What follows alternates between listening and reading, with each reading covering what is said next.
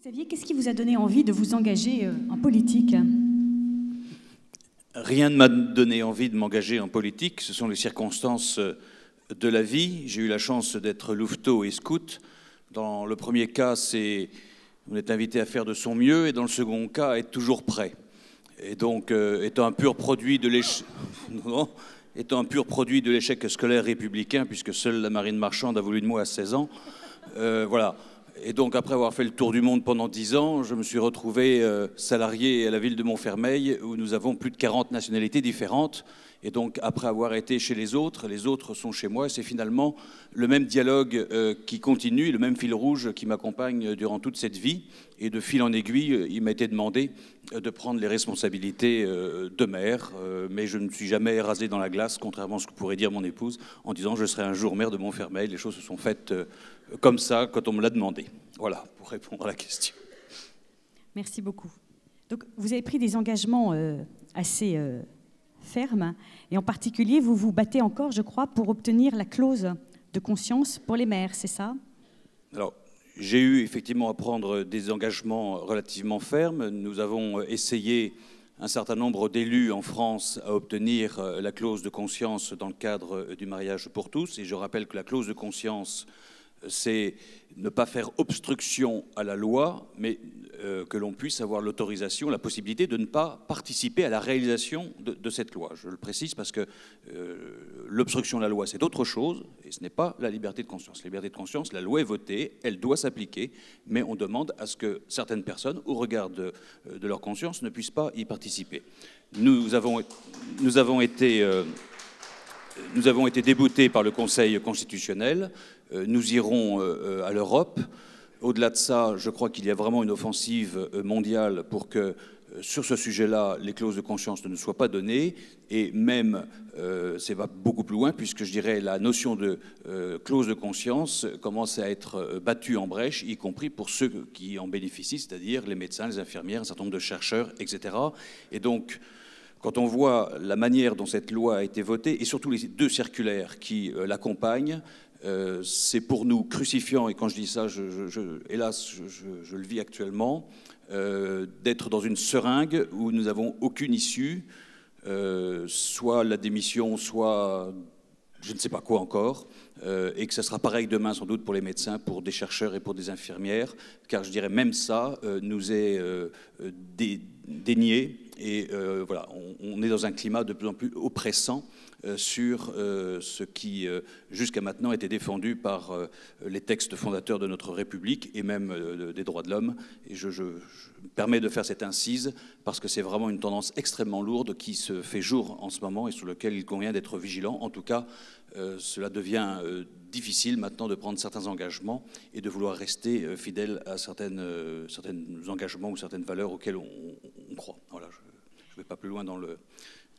Merci beaucoup. Qu'est-ce que vous en pensez, Xavier? On peut vivre de façon chrétienne dans la vie politique sans forcément se dire chrétien? Je crois que c'est d'abord par les actes que l'on peut susciter des questions. Et si les questions viennent, on y répond. Et je crois qu'il ne faut pas ni se cacher, ni se montrer, mais être ce que l'on essaye d'être au quotidien dans notre vie de foi, mais également de pécheur. Mais ce sont davantage les actes qui interpellent. Et après, il y a des échanges qui peuvent se prolonger et aller très loin, tel que vous l'avez exprimé. Mais je crois aux actes. Enfin, je crois aux témoignages, je crois aux actes, et c'est ça qui féconde. Ça interroge, ça ne juge pas, et ça permet le contact, l'échange, alors que afficher quoi, notre pauvreté d'abord, nos vies, ce sont que des contre-témoignages au regard de ce que nous demande l'Évangile. On essaye comme vous disiez, quand on prêche, de ne pas être des imposteurs. C'est la même philosophie, même idée.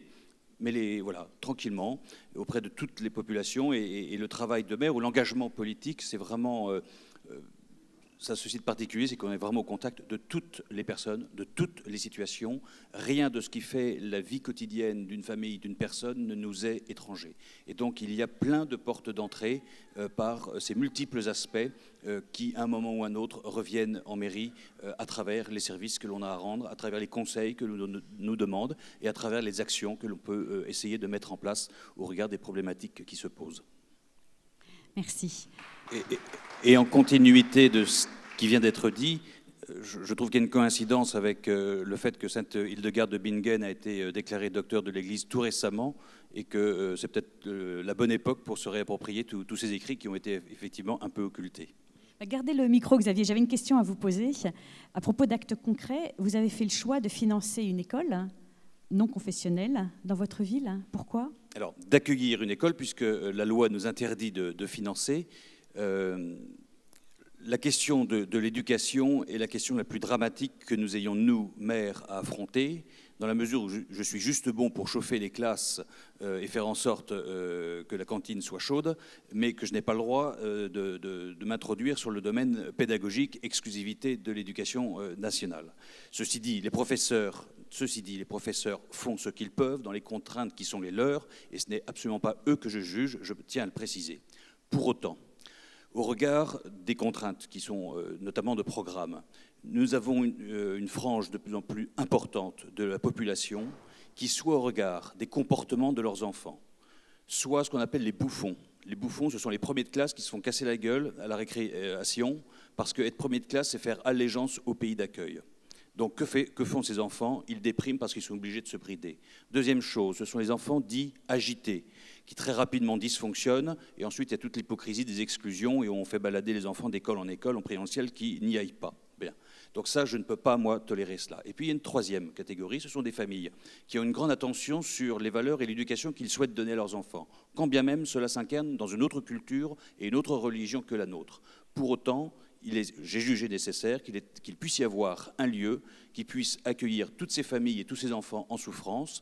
Et ce modèle d'école, avec petits effectifs, des pédagogies appropriées et vraiment des gens extrêmement investis, a montré le succès et l'attente, puisque nous avons démarré avec 15 élèves il y a un an, nous sommes 85 cette année, et je crains qu'on ne soit obligé de doubler les effectifs pour la rentrée prochaine, tant le succès est bon. Et ceci s'est fait en parfaite complémentarité avec toutes les autres écoles de la ville, et ça, j'y tiens. Voilà quelles sont les raisons.